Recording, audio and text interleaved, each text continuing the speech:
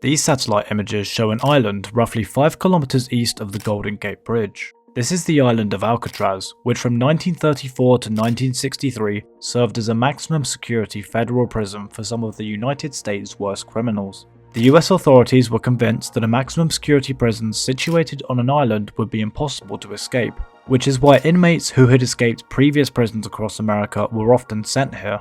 However, on the 12th of June 1962, during a routine bed check of prison cells throughout Alcatraz, it was quickly realised that not one, but 3 prisoners were not in their beds. These 3 men were 35-year-old Frank Morris, who was 2 years into a 14-year sentence for bank robbery, burglary, and repeated attempts to escape other prisons. The other 2 men were brothers, 32-year-old John Anglin and 31-year-old Clarence Anglin, who were each 1 year into a 35-year sentence for committing a series of bank robberies. Instead of finding them sleeping, the guards were greeted with a set of fake human heads, which the inmates had made from plaster, paint which matched the prisoners' skin tones, and human hair. As unrealistic as they might seem, they were enough to fool the night guards into thinking the men were in their cells, most likely because the lights would have been out at night. This image shows a side profile of Frank Morris's dummy head. With none of the men responding to the prison guards, Frank Morris's dummy head was poked with a stick through the door of his cell. The head rolled onto the floor and damaged the nose in the process.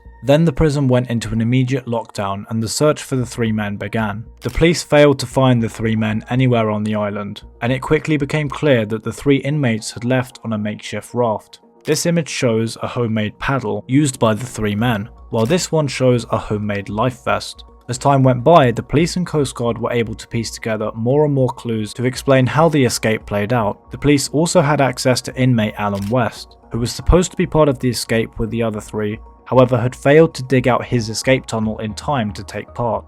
Alan West gave the police details on how the men managed to do it. The plan had begun in December of 1961, 6 months before the escape. The men had used makeshift tools to loosen the air vents at the back of their cells by drilling a series of holes through the wall with a makeshift drill made from an old vacuum cleaner motor. Once the holes had formed a rectangular cut in the wall, the section could be placed and removed and was ready for the escape attempt.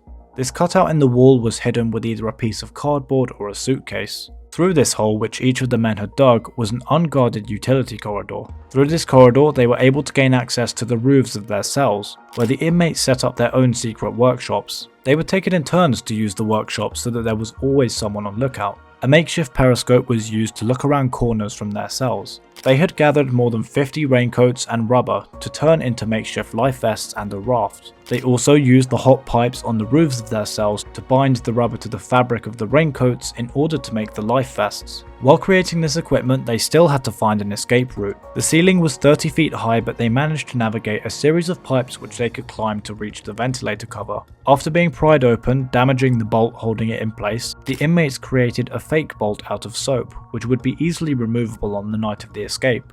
On the night of the escape, they placed their dummy heads in their beds and went for it. Alan West was left behind. They gathered their gear and broke through the ventilator covers on the ceiling of the building above where the workshops had been set up. Now on the roof of the prison, they slid down a bakery chimney, climbed over a fence, and snuck to the northeast of the island before launching their raft, pulling off one of the most famous prison escapes in history. 60 years later, the men are still missing. Crossing the bay itself would have been incredibly dangerous due to rough waters, and many believe the men drowned and their bodies were never found.